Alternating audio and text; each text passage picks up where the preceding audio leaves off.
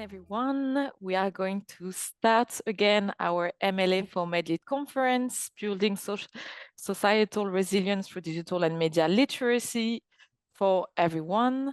We will start with case studies, 3 different presentations moderated by my colleague Nicola Bruno. If Nicola is here, then I'll ask him to join the floor in order to start the session. Yeah. Can you hear me? Yeah. Yes, perfectly. Okay.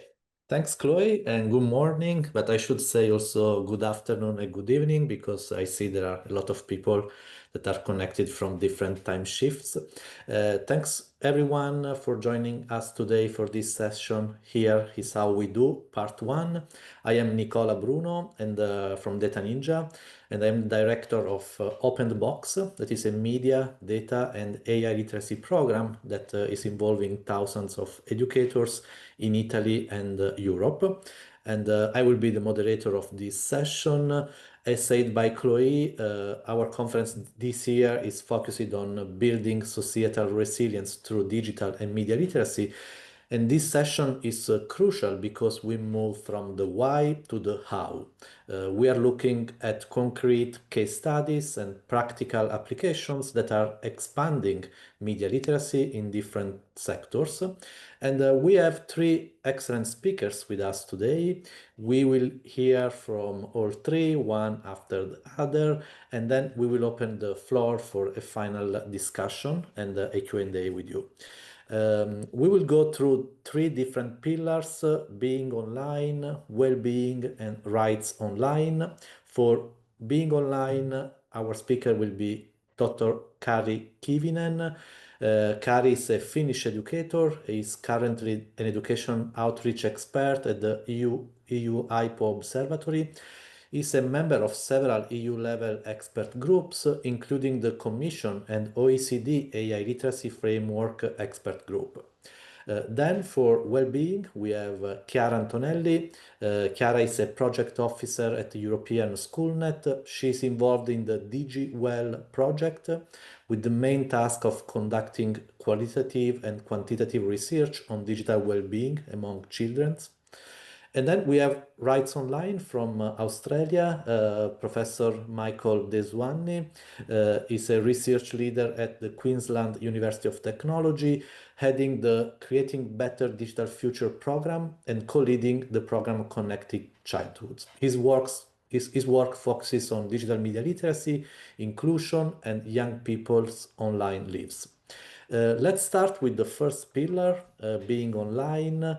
Kari, the floor is yours for the next 15-20 minutes. Hello, everybody. And it's a privilege to be here with you. I'm going to speak to you about the AI literacy framework. Maybe you have already heard about it, but this is a crucial moment because it's still on a draft and we are looking for feedback from teachers, school providers, experts. And I think that in the audience, I've been looking, we have a really nice bunch of experts. So the whole AI literacy framework is based on the OECD PISA 29. There is a new innovative domain called Media and Artificial Intelligence Literature. And because it's something new in the PISA, they have created 2 expert groups, one for the media literacy and the other one for the artificial intelligence literacy. These 2 groups are working in parallel, but we are kind of changing information that we are kind of having same type of approach. So this type of assessment, which will be included in PISA 29, will shed light on whether young students have had opportunities to learn to engage proactively and critically in the world where the production, participation, and the social networking are increasingly mediated by digital and AI tools. So I'm not going to tell you more about the media literacy because I'm not in that expert group, but I have been a member of the other expert group. It's a joint action together with the European Commission, DG EAC, OECD, and we have been supported by the American Code.org. And at this moment, like I said, the framework is under review, and it will be finalized next year, sometimes in the winter. In this expert group, we have people from different parts of the world, and it has been a pleasure to work with these excellent experts over 1 year. And we have tried to be as practical, as close to the kind of real life, school life classroom than possible. And I will share information about this project. And like I said, if you don't agree what I'm saying or what the literacy framework is having, if you find that there is something missing, please react and give us feedback. We have already got feedback from, I think, 95 countries, because the PISA 29 will be administered in around 100 countries. So why are we doing it? There is a lot of research, and we saw some interesting figures which I didn't know earlier, that about 50% of the students struggle to evaluate critically AI outputs. And what is even more worrying, they are learning how to use AI from the social media. And you media experts, you know that social media is not probably the most reliable teacher to learn these skills. And only 15% of the students say that they have been told something by their teachers. A big majority of the students think that AI will play an important role in their personal and professional lives. And they are kind of having 50% kind of feeling that the schools have prepared them, but on the other hand, 50% think that the teachers are not really well prepared. And I don't blame teachers here.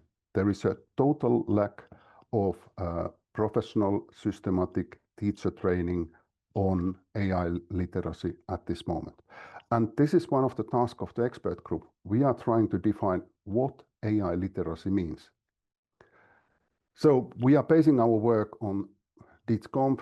We are also inlining it with future DITCOMP 3.0, which will be published later on this year, with the UNESCO, UNICEF, OECD, all these documents which have been around for a while. We don't situate AI literacy as part of anything, but we think, and our approach is that it's linked, for example, for media literacy. The key aspects of the media literacy, like critical thinking and evaluation of content, is a core issue. Information search, content creation. But it's also linked to the digital literacy, safety and privacy, well-being, intellectual property. It's linked to the data science, how the data is collected, shared, and used. What is the bias in the data? It's linked to the design thinking, and it's very much linked to the ethics. When we are speaking about AI in the school environment, it's really crucial thing to think about fairness, responsibility, and the possible benefits and possible risks of AI tools. And of course, there is a computational thinking and how algorithms are working, how AI is a little bit everywhere. This is only to explain how we are situating the framework. And like I said, the ethics is really in the key of many of the knowledge, skills, and attitudes we are proposing. And we think that learners must apply critical thinking to detect misleading outputs and adopt a responsible attitude to ensure that AI is used ethically. For Europeans, this concept of competence is well known. So we have taken that. It's not so used in other parts of the world, but for this literacy framework, we have tried to define what are the key competencies, including knowledge, skills, and attitudes. And I will go through some of them quickly.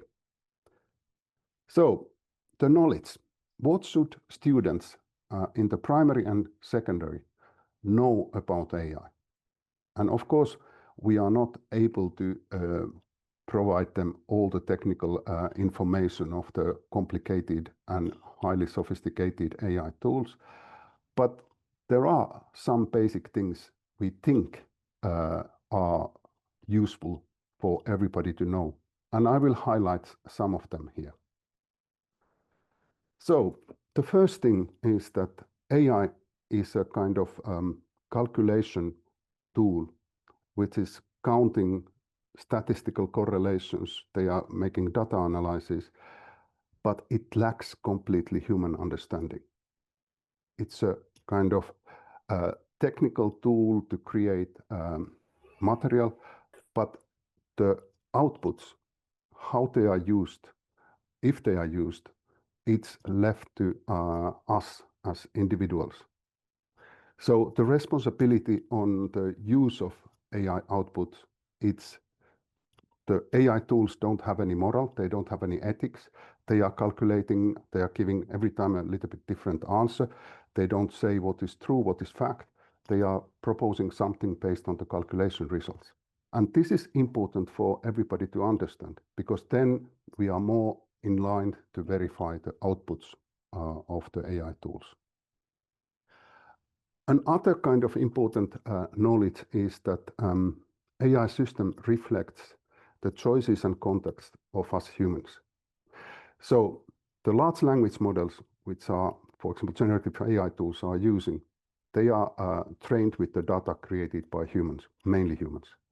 The selection of the data, which is trained, is made by the humans. The algorithms which are collecting the data from the web, so-called web crawlers, they are created by humans. So there is this kind of human approach in that part.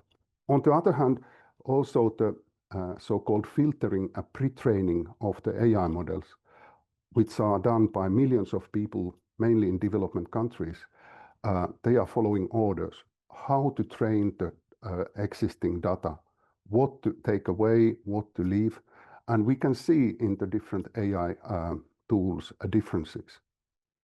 So to understand this is important, and then understand the weakest link are us, the users, because the outcome result, the quality of the result of the AI tool is based on how we are making our prompt and how we are interpreting or using the outcomes.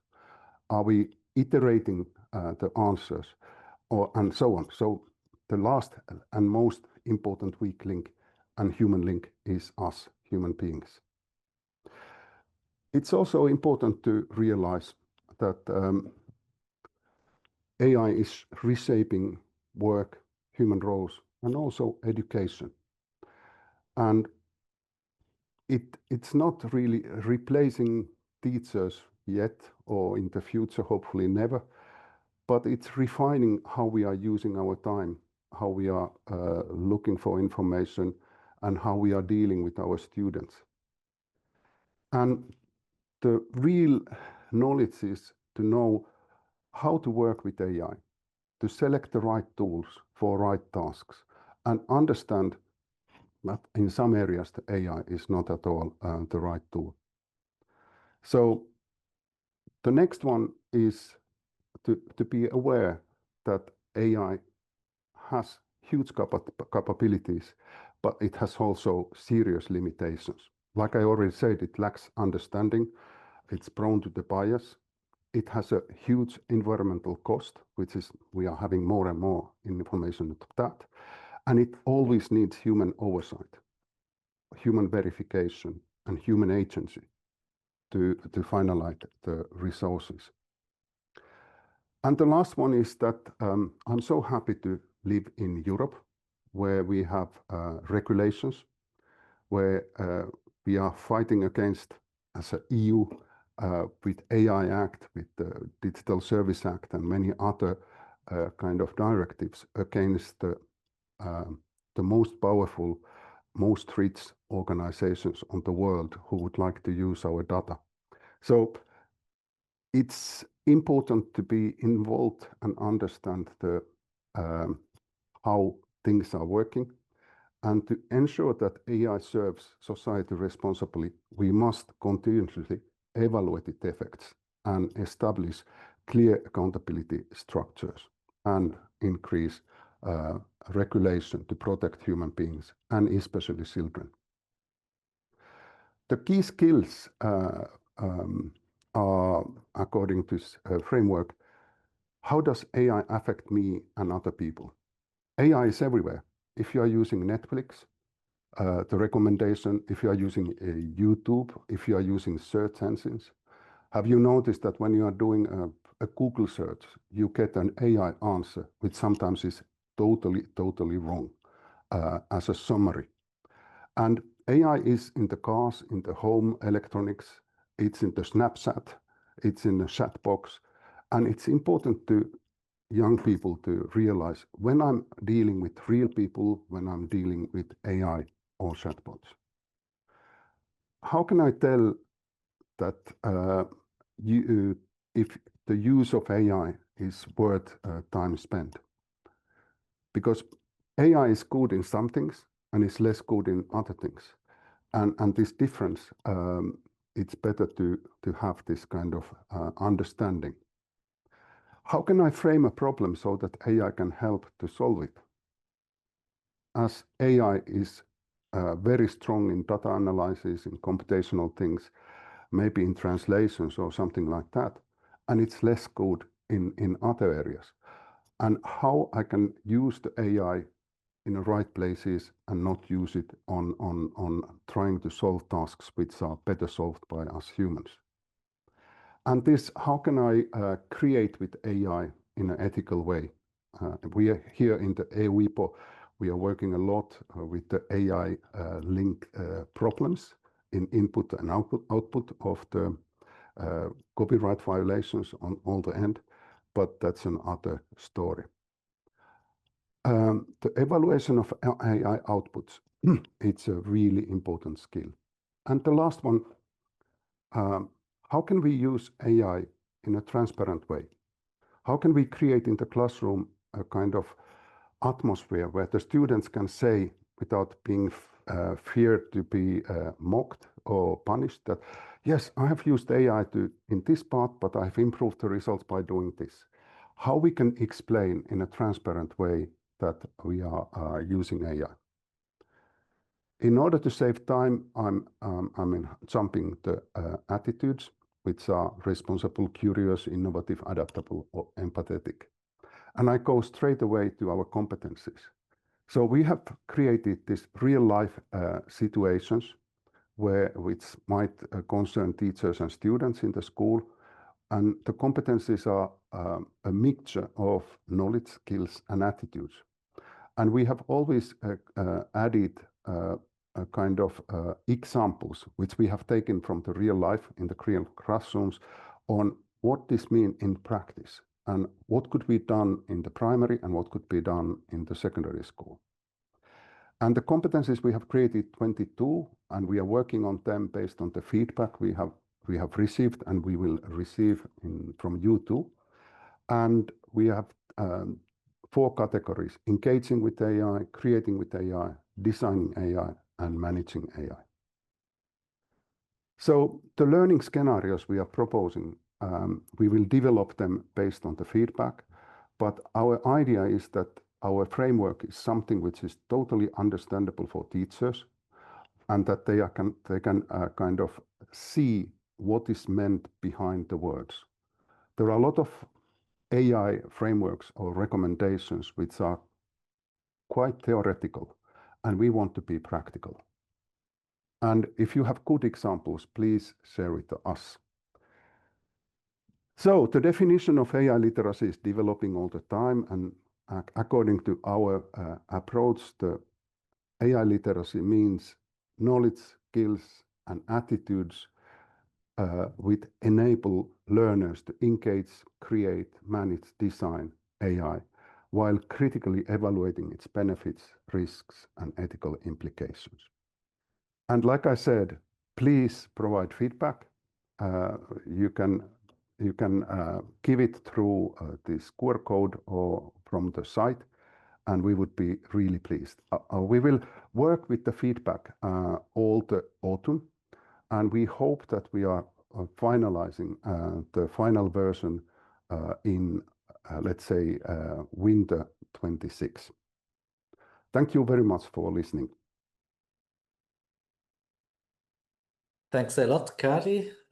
Understanding the mechanism of communication and interaction in the age of AI is an absolute foundation for being an informed digital citizen. And I especially appreciate the fact that the AI literacy framework has been very timely, unlike with media literacy, which has been first practiced and then has been conceptualized with the frameworks and so on. And this has led to huge diversity in the media literacy landscape, and but also some challenges for assessing, for example, the efficacy of media literacy. Now with AI framework can be proactive, no? So we can make possible that the next interventions will rely on this, and so there will be more standardization, and we will be able to assess better the quality of AI literacy interventions. And by the way, this constant interaction and immersion in the digital world has also a direct impact on our minds and bodies. So let's move now to the second core theme of this session, that is well-being online. I introduce now Chiara Antonelli. Chiara will share insights from the DigiWell project, focusing on how we can protect mental and physical health and foster balance in the digital environments. Chiara, please, the floor is yours. It's yours. You two, you have 15-20 minutes. Thank you very much. The first question would be, I hope you are seeing my screen. That's always the usual question. Okay, I have just to put it on. If you can just switch to presentation mode, it's better. Again, thank you. Okay. Yes, is it Yeah, now? it's okay. Perfect. Perfect, thank you. Thank you very much again for inviting me. I am Chiara Antonelli, and I'm a project officer for European Schoolnet.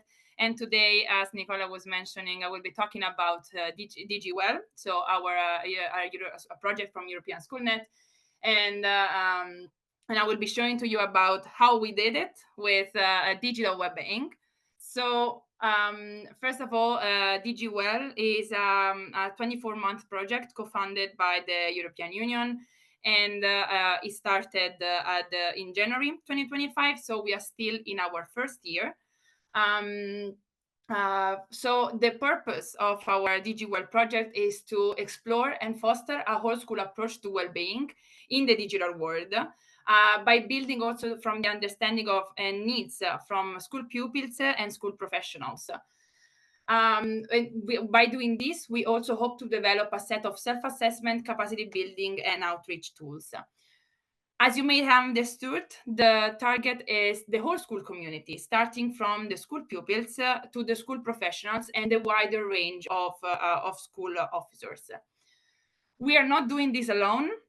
European Schoolnet is the coordinator, but we have other 5 organizations from 3 different countries cooperating with us.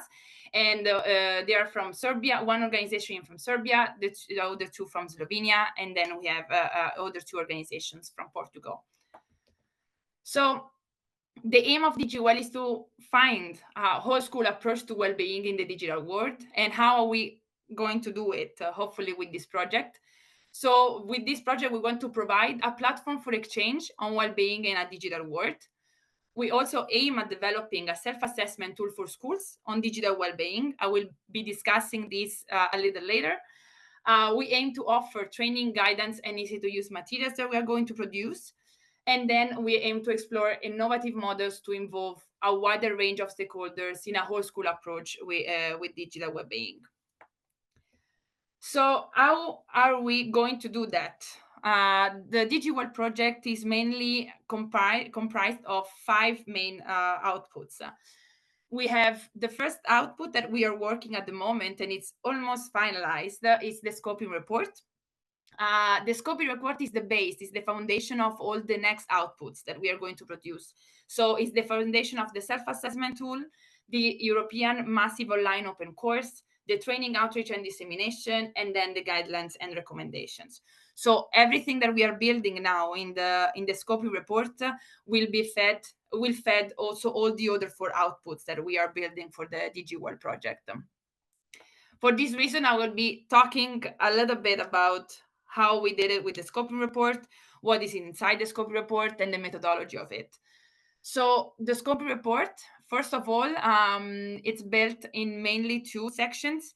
There is the literature review and the consultations. So the literature review is the first part that was developed where with my team and myself. We worked on the analysis of existing literature and on phenomenology and terminology of digital well-being first, trying to understand its features and trying to understand the overview of the topic, since it's a very broad topic, as we all know.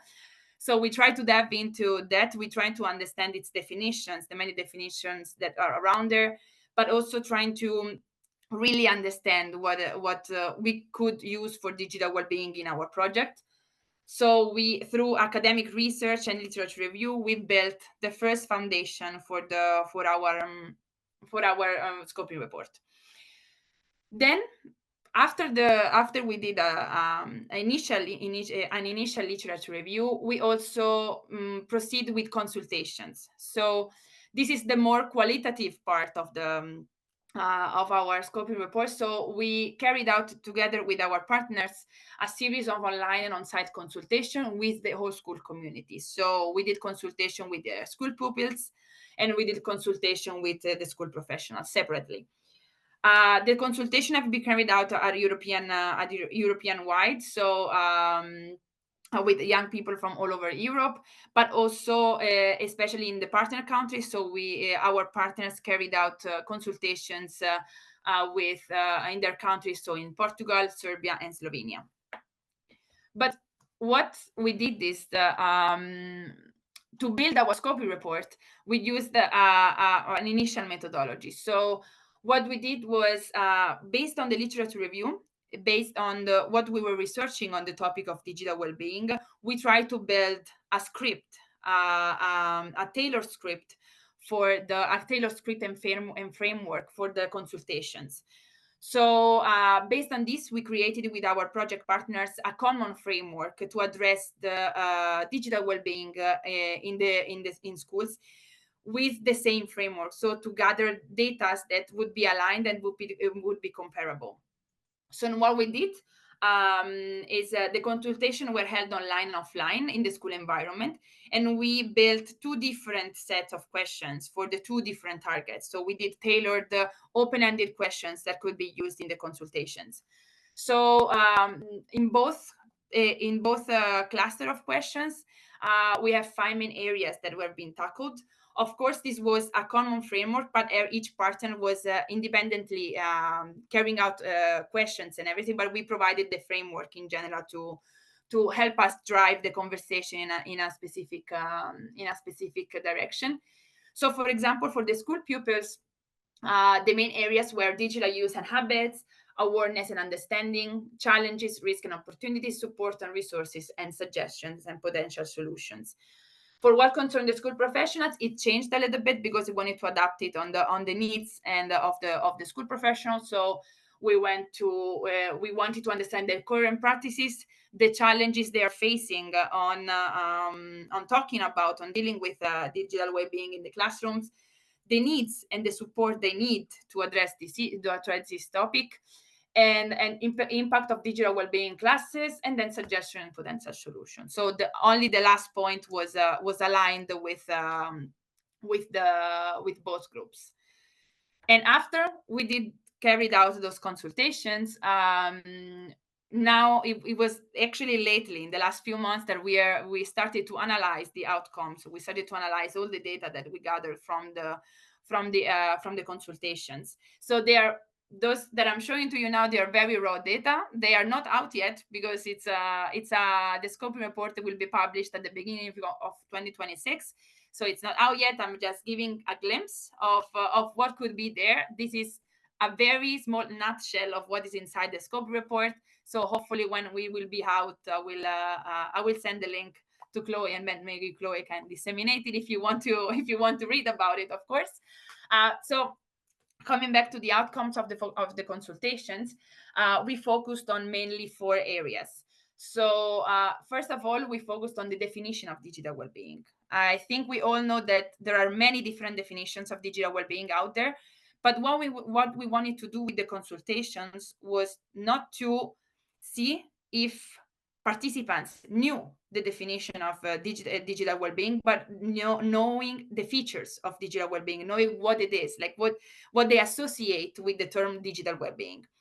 So we worked towards that, and we found out that most of the participants didn't know the definition of digital well-being, also because there are many different definitions out there, but they all came out with the same um, 3 keywords when describing digital well-being from both school pupils and school professionals.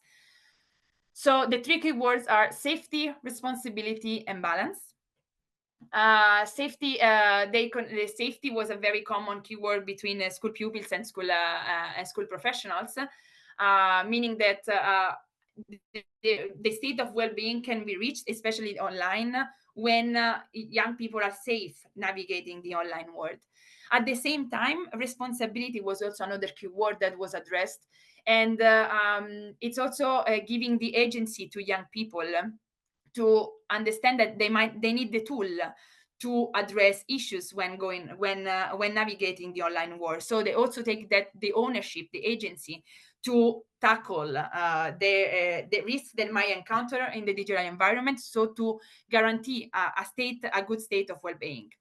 And last but not least is balance. Balance was a very driven word in all the consultations, because especially young people, they said like that the online world and the physical world are so much intertwined with each other that they cannot separate it, because they merge into each other.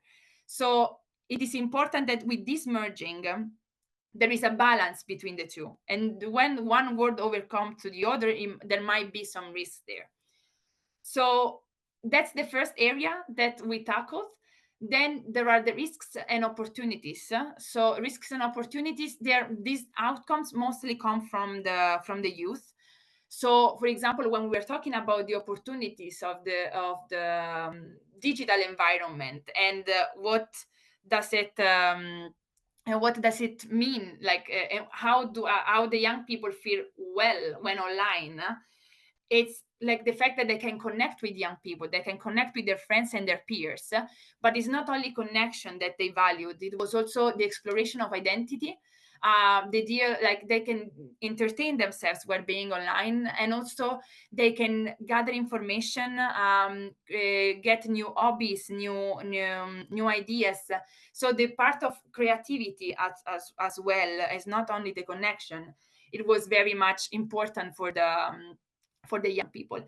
At the same time, what we saw was that they acknowledge that there are many risks in the digital environment that can then impair their well-being.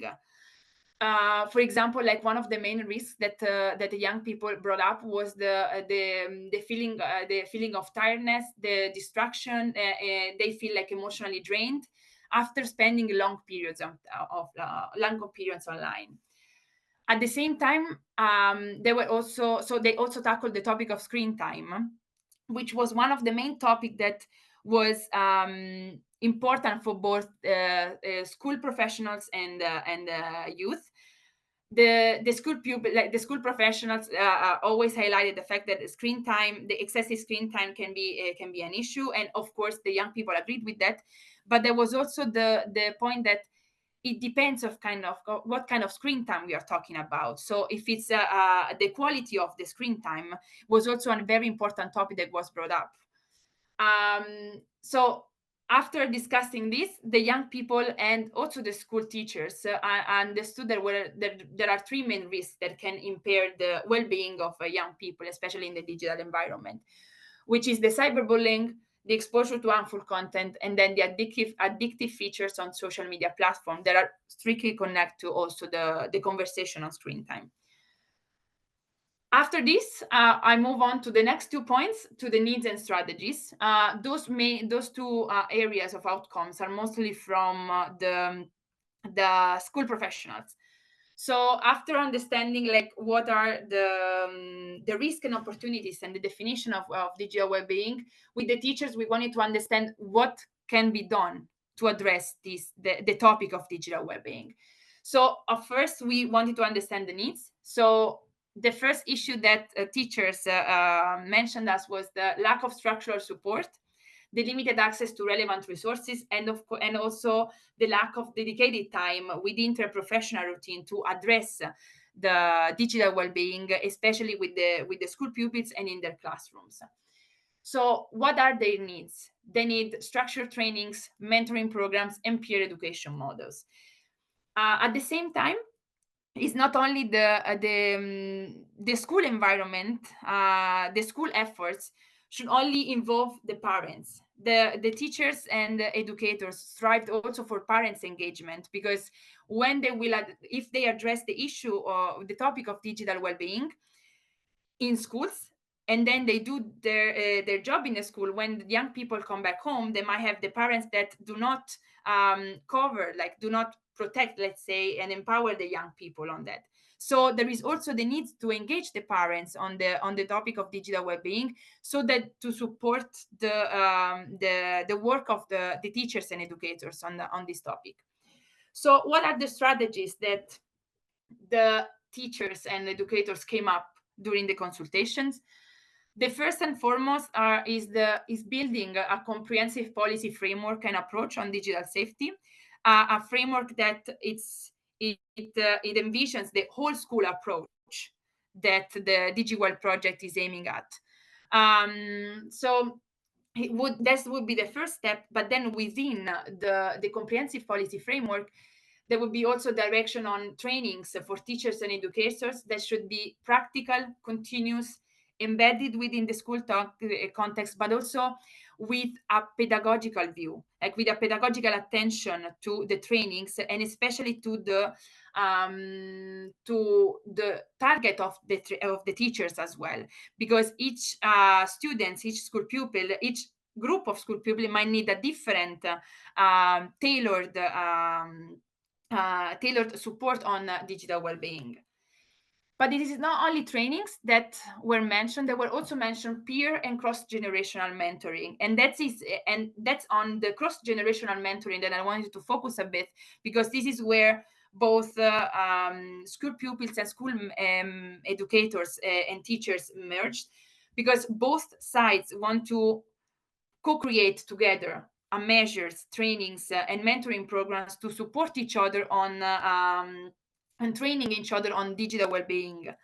So the involvement of school pupils, it was not only mentioned by the school professionals, but first and foremost from the school pupils themselves. So this is an important part that should be a very important strategy. And then last but not least, connected to the need of parent engagement, one of the strategies for this would be positive parenting programs and informal opportunities for parental engagement. Those are in a very nutshell what are the outcomes of the scoping report for DigiWell. When it will come out, I will probably share the link with all of you if you're all interested. Now I will go to very briefly. I know that time is running out very fast and I have a lot of things to say, but I will go on this very quickly. So as I was saying, as the scoping report was the base of all the outputs that are coming next. But one of the outputs that we are also already working on is the self-assessment tool, which is an output that will be launched in early 2026. What is, in a very nutshell as well, the self-assessment tool is a structured questionnaire to assess how effective current infrastructure, leadership, policy, and practices are in managing the use of digital technology in schools, but we also with particular attention on the impact on students and teachers' well-being. This questionnaire is based on, as I said, on the outcomes of the consultation, and the target audience is the school staff involved in the digital strategy and students' well-being, so meaning school leaders, IT managers, and teachers mostly. As you can see here, there are 4 main key areas that are built on the needs that we understood it before. So for infrastructure, for example, it reflects the need to consider the aspects of digital well-being when investing in connectivity in the school environment. For leadership, it refers to the need for a whole school approach to well-being and how to build a whole school approach in this sense. For what concern policy, it relates to the policies that the school has in place in connection with the various aspects of digital well-being. And then at the end, practices, which it relates strictly to the teacher's part. So what kind of practices should be considered to address digital well-being in the school? This is also these 4 key areas are supported also by an evaluation rubric, which allows users to interpret their results and understand the strengths and weaknesses in their schools. And also furthermore, the school will also be provided with an action plan and other supporting resources and materials. Then I'm done. Those the 2 I mentioned now are the one outputs that we are actually working on and finalizing, but there are 3 more steps that we will take. As I was mentioning, there is the European Massive Online Open Course, which will be open in the 7th of September. So we are still working on that. And throughout the project, we are also working on the training, outreach, and dissemination, then the production of guidelines and recommendations. And that's it. I hope that I was in line with the time, I hope. But yeah, you can scan the QR code and check our website. I will probably put the website as well in the chat if you want to take a look. And thank you very much for your time. Thank you, Chiara. You were perfectly on time. And I remind that if you want to do any question to the speakers, you can type the question in the Q&A section of Zoom. You can find in the toolbar that is below on your screen. And but if you want, you can also leave in the in the side chat. And thank you very much, because Chiara, the work on well-being is vital, because we can only participate in digital spaces fully if we feel safe and balanced. And this leads us to the question of rights online. Knowing and asserting your rights requires us to look also at the regulation and policy, a field where different countries take vastly different approaches. We know that in Europe there are some attempts to regulate policy, for example, on smartphone use in classroom, and the same is happening in other parts of the world. Today we are lucky to have with us Michael De Zuanni, who will offer a critical global perspective from Australia, where they are introducing a social media ban that is being widely discussed. Please, Michael, the floor is yours for the next 15-20 minutes. Thank you so much, Nicola, and it's an absolute pleasure to be here. Thank you for inviting me to speak today. So I'm going to talk about these things. I want to start by talking about the digital childhood's paradox, and then move to this idea about the social media ban that we have, our federal government has introduced here in Australia. I want to talk about the response that we have to the ban within the Australian Research Council Centre of Excellence for the Digital Child, and particularly a project that we've been working on called the Children's Internet. And so finally, then I will wrap up with talking about what I think media literacy educators should be doing in relation to this idea of the children's internet. And I'm putting this forward as an alternative to a social media ban. So just very, very quickly on this idea of the digital childhood's paradox. And I think all of you on the call today would be very familiar with this idea of this paradox, but it has become really central to the conversation that we've been having here in Australia at the national level.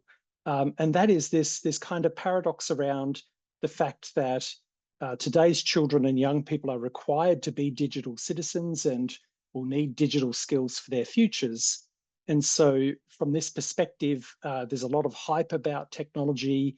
We know that there's a lot of focus on things like AI currently, for instance, and this idea that, of course, young people should become AI literate, and this will be very important to their futures for employment and for the future of the country and so on. So this is the idea that technology should be celebrated. It will solve our problems. It is our economic future.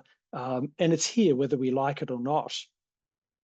But on the other hand, there's this counterpoint, which is about how can we support young people to remain safe, successful, and well-adjusted. And of course, within our societies, there is a lot of concern about young people using technology. There's a lot of concern about screen time and about the impacts on mental health and well-being and so on. So if you take this to a kind of extreme point, I guess, then the perspective here is that technology is this kind of huge problem. There's too much screen time. It impacts wellness, and it's kind of destroying childhood, and therefore we need to ban it.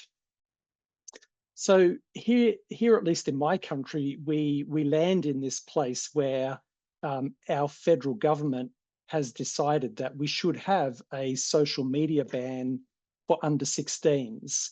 And this has become a hugely contentious issue for our society as a whole, for young people, of course, who want to remain on social media, for educators and parents, for psychologists, for media and communications researchers. We've all been having this huge debate and this huge focus on, if this is going to be a good idea or not. So the ban is actually called the Online Safety Amendment Social Minimum Age Act 2024. And this legislation passed in December of last year, and there was 12 months for it to come into effect. So there was essentially 12 months for the social media companies to work out how they would respond to this ban. And so the legislation applies to social media platforms that meet 3 conditions. So that is, the sole purpose or a significant purpose of the service is to enable online social interaction between 2 or more end users. The service allows end users to link to or interact with some or all of the other end users, and the service allows end users to post material on the service. And so when you take those 3 things together, we see that this clearly applies to platforms like Facebook and Instagram, Snapchat, X. At first, YouTube was excluded from discussion about this, and initially the government said that YouTube would not be included, but more recently has said that actually YouTube, and particularly, I guess, YouTube Shorts and the way that young people use that in a similar way to TikTok, should have TikTok in the list there, sorry, that it is a social media platform. And even more recently than that, just in the last kind of month or so, our e-safety commissioner has said that they are looking at another 8 or so platforms and whether or not this ban will apply. So that includes platforms like Twitch and Discord and Roblox, for instance. And there's actually a huge amount of support for this amongst Australians. So about 77% of adults agree with this ban and about 23% oppose it. The whole idea with the ban, or the kind of philosophy behind it, if you listen to our government, is that this will delay young people's access to social media with the assumption that they will be better prepared to deal with it when they're more mature. Now, I'm against the ban. I think it's a very bad idea. And these are just some of the reasons why I think it's not going to be very effective. And the first is that age verification is actually very difficult and unproven, and is very difficult to achieve without invading privacy. So we have had an age assurance trial that is linked to this legislation, which has had different kinds of success, but not much success with, for instance, identifying the difference between, let's say, a 15-year-old and a 17-year-old. So this is relying on facial recognition technology, but also things like trying to track behavior and trying to track the kind of profile of a young person to try and determine their age based on their activity online. So the second thing is that it's really difficult to define social media in a sense.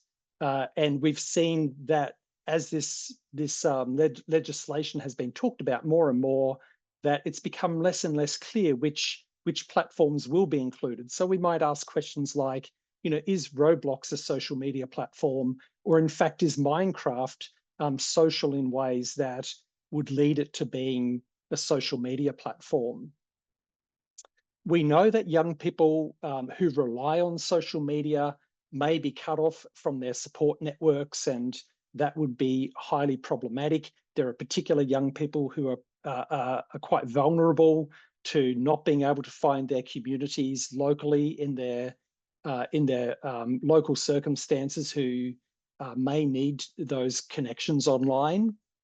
We know that young people will just seek out even less regulated spaces online, and will go to other places on the internet where they will be exposed to things that might also be problematic for them. We think that parents will have more burden in relation to this than and not less.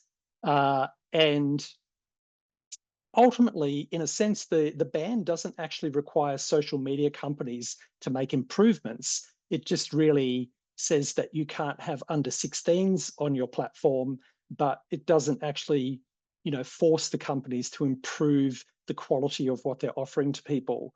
So all of these issues.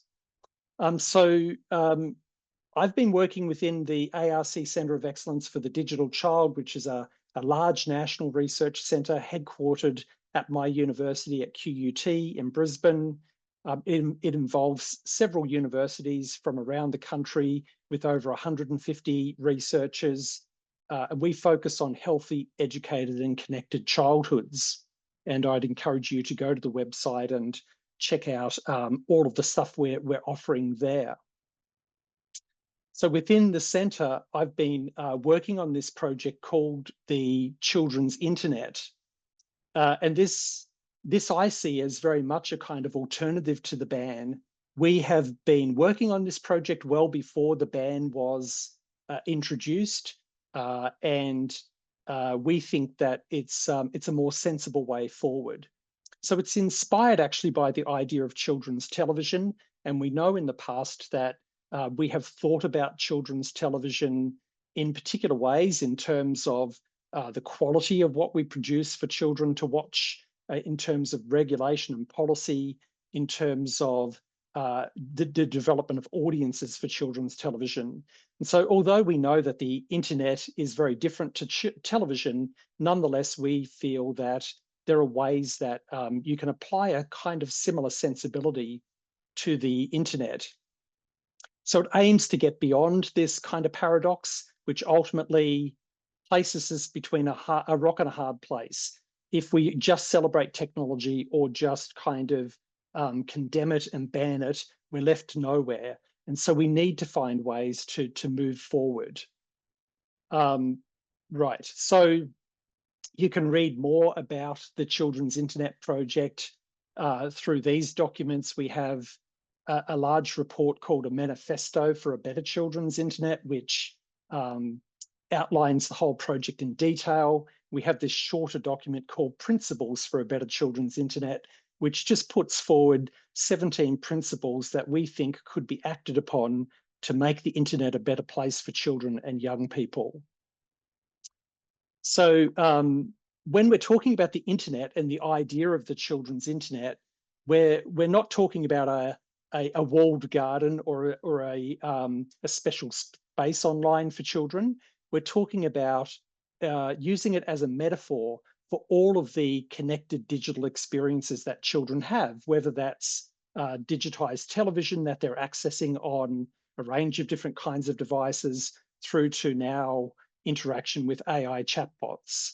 And so we know that during a children's day, they're exposed to a whole bunch of different kinds of technologies and experiences that make up what we would call the children's internet. We went through this project by trying to think through what would we need to consider to improve the children's internet. And so these were the 6 things that we focused on: access to products and services, parents and educators and children's imaginaries, but also edtech companies' imaginaries about what the children's internet should be. We focused on entertainment and engagement and business models and how those have evolved in online spaces. We focused on edtech and learning, and including everyday learning as well. So how children learn on platforms like YouTube, for instance, in informal ways. We focused on policy, regulation, and legal frameworks, and we focused on children's digital participation and the ways in which children kind of construct the internet themselves through their own play and participation. We applied this to particular platforms. So I won't go into detail about this because of time, but if we think about Roblox as a platform and we consider it as part of the children's internet, then certainly we can be thinking about things like the quality of experience that children have there in relation to entertainment and learning. We can think about whether Roblox is well designed for children's use. We can think about the business model and the possibility of kind of exploitation from an economic perspective on the platform through the fact that there's a lot of focus on pay to play and pay to win on Roblox. And of course, we can think about safety and well-being and what this means for parenting. So we've brought some of this together through a rapid analysis that we completed of Roblox, and you can access the rapid analysis through that QR code there. So ultimately, when we look at this holistically, there are really 4 areas that we need to work on to create a better children's internet. So we do need standards for high quality digital experiences for children. And this concept of quality is a quite perplexing one, and one that can be contested. But nonetheless, we think it's worthwhile to think about how can we raise the level of the content and experiences that are made available to children and young people. We need to focus on slow design and decision-making processes that are driven by consultation with children. It's kind of very concerning, for instance, that with AI, all of these chatbots have been produced all of a sudden that are being targeted at children, and many of them are very inappropriate for children. So how is it that as a society, we're kind of happy enough for these companies to create these products and not kind of slow down and think about how those products should be produced? We need child-centered regulation and policy. So we do need to regulate more, and we need regulation that is specific to solving problems, not a kind of blanket ban that probably won't solve the problems that it's trying to solve. And then, of course, finally, and particularly important for this group, we do need media literacy policy and programs to complement those other things. So I just wanted to finish on some implications for media literacy. And I mean, I think you probably are already thinking about many of these things, but we do need to invest in media literacy education from early education onwards. There's too little focus currently on how we do media literacy in early years and build it all the way through schooling. At least that's the case in Australia, and I think in a number of places around the world. We need more focus on parental media literacy education. We need to evolve media literacy to remain relevant to social and digital media and AI. So we do need to be thinking about all of these elements of media literacy, like algorithmic literacy, but also how we can think about the variety of new business models that have emerged on digital platforms. And finally, we need to address the social and relational aspects of media, not just the representational aspects. And by that, I mean, we need to be thinking much more about the ways in which digital media and platforms play a role in our relationships with each other, our relationships with ourselves, our relationships with technology, such as AI, and our relationships with the environment and sustainability.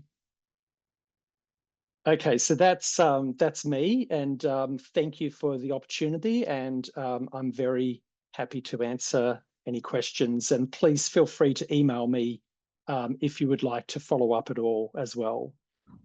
Yeah, thank you very much, Michael. Yeah, me too. I invite everybody to send your questions in the QA in the section of Zoom.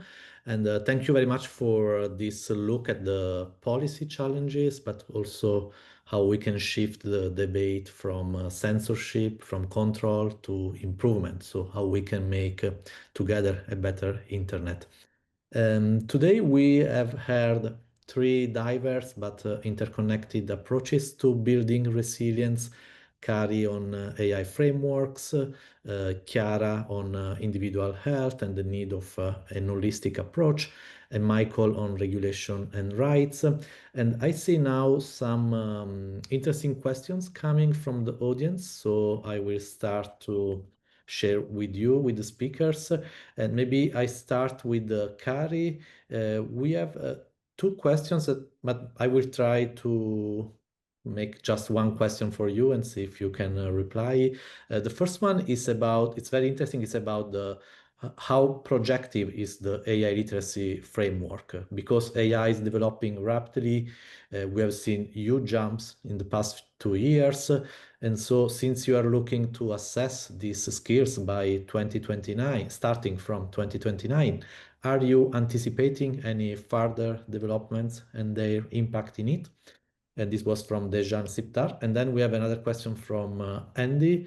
And actually, it's an extension of this question. Is beyond the school use or use of AI in educational setting, we have seen a lot of use of generative AI tools like chatbots or buddies, chat buddies, for also the life outside school and work. No, there are the use of AI chat for as advisors for emotional regulation, or we've seen a lot of integration in social media tools, no, in WhatsApp now or in Sora. And so, how is using this beneficial and healthy way in it can be used in a healthy way if this has been considered for in the framework that you are working on? So I'm answering to the first question first.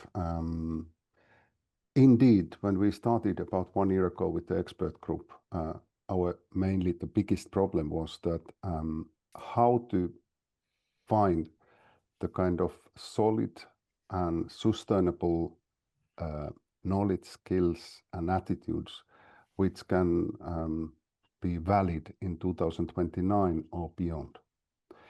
And we came to the conclusion, and you can see the reflections in the framework competencies, that in fact there are issues which are kind of solid. There are new versions of generative AI tools coming out every week. There are new things coming out, but the fundamental things linked to the AI are more or less something which they stay. And one of these fundamental things is that there should be always this critical human agency on when dealing with the AI in all kind of ways. And when I'm explained the knowledge, which kind of is not necessarily the knowledge statements we were thinking in the first place. But in our discussions, we tried really to find out what is not changing, what is changing, and how to concentrate on the kind of non-changing things. AI tools, they nature, they are AI tools, and humans are humans. And this not collaboration, but this kind of how to deal properly with the AI is the key question. And now I'm really worried, like Michael said, with this, let's take Snapchat and the AI friend, which is there. Parents don't have a faintest idea what kind of instructions, what kind of advice, what kind of discussions goes on in the child Snapchat with the AI tool. I think it's kind of dangerous. And I think that as educators, our role is try to develop this kind of critical attitude, critical awareness with the children that these chatbots, they are not human beings. They are not your friends. They don't take any responsibility of their recommendations. They don't have any moral. They don't have any ethics. And it's the individual who, even a child, has to have a critical approach. I mean, careful this kind of approach to everything you get there. Yeah. There are probably also, I mean, AI is also doing wonderful things for certain types of persons.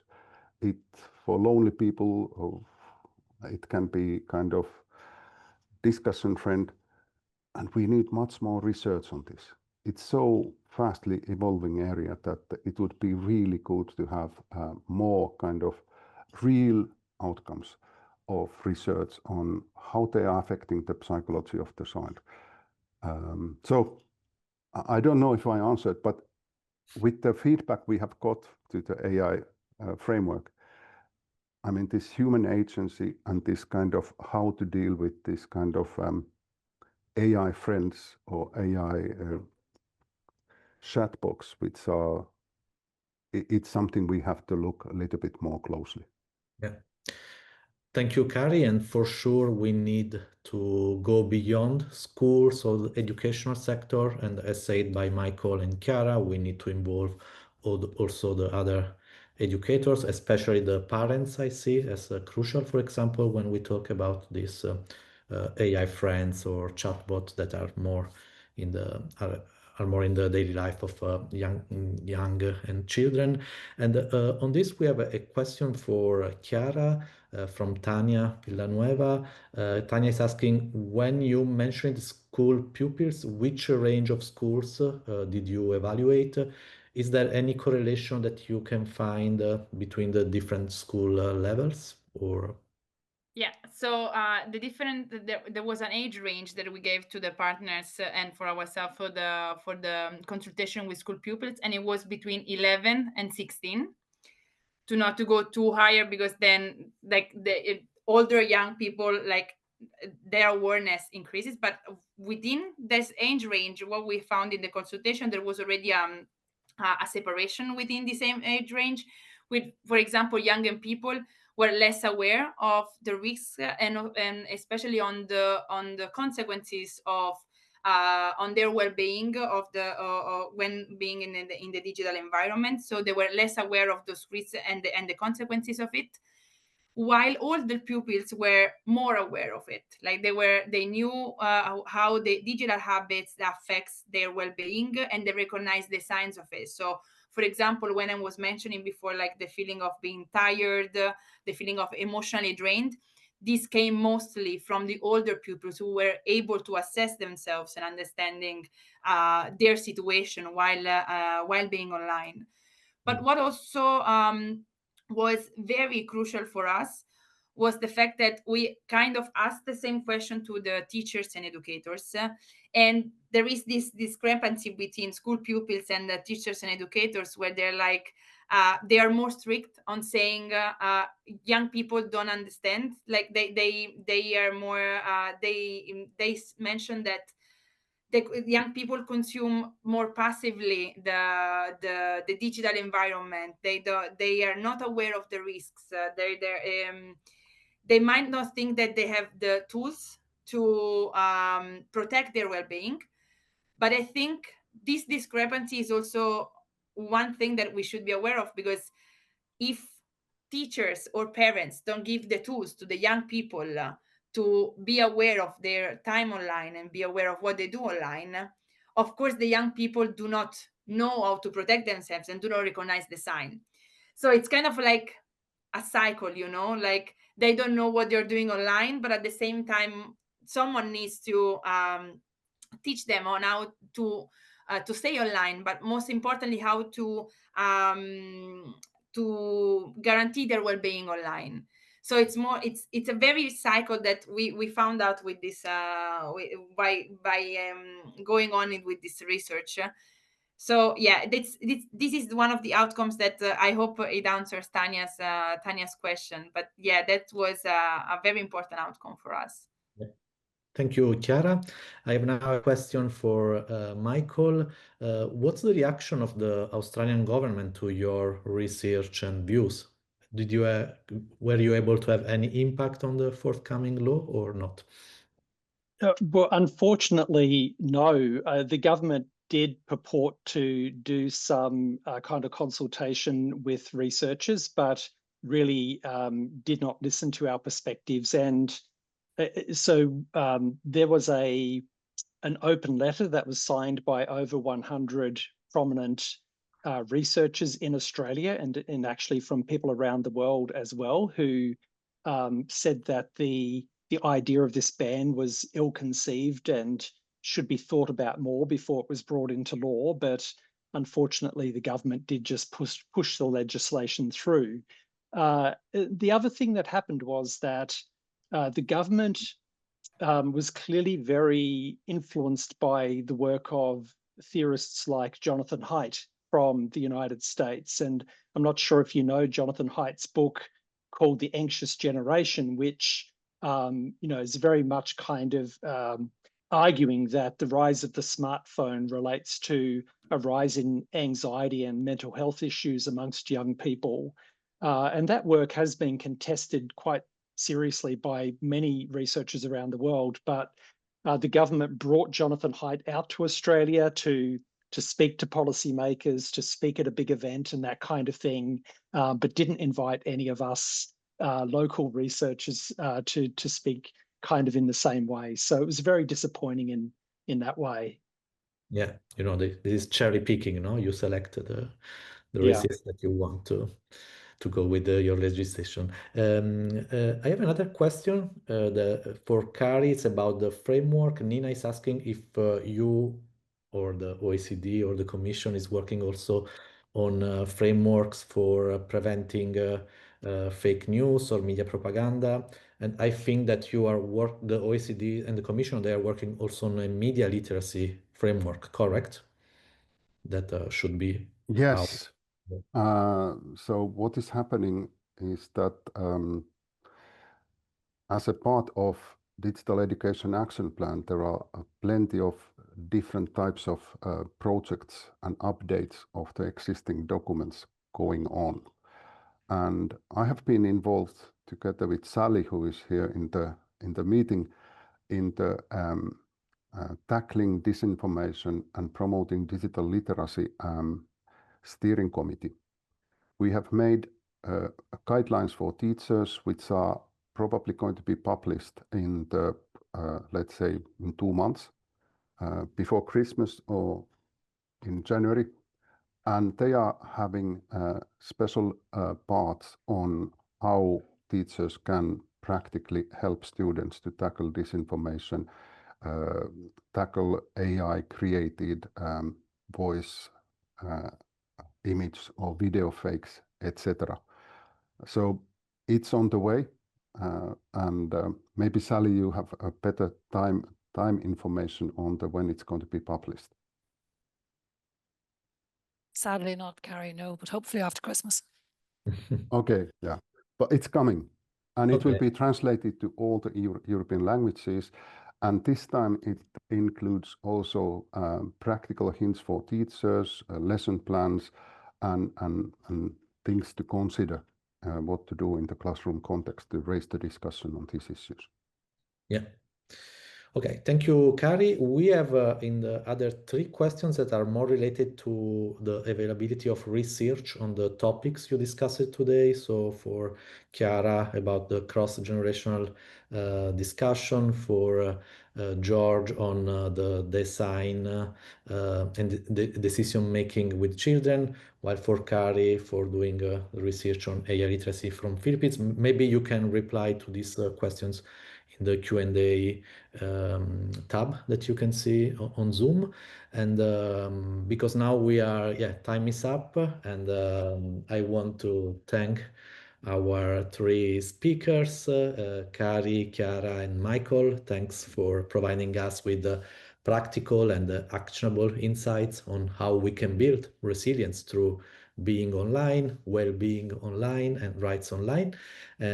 Thank you all for joining us in this session, and please enjoy the rest of the conference, and we hope to see you in the next session. Yes, indeed. Thank you, Nicola. Thank you, Chiara, Carrie, and Michael. As Nicola said, we have still a lot of things to hear and see this afternoon.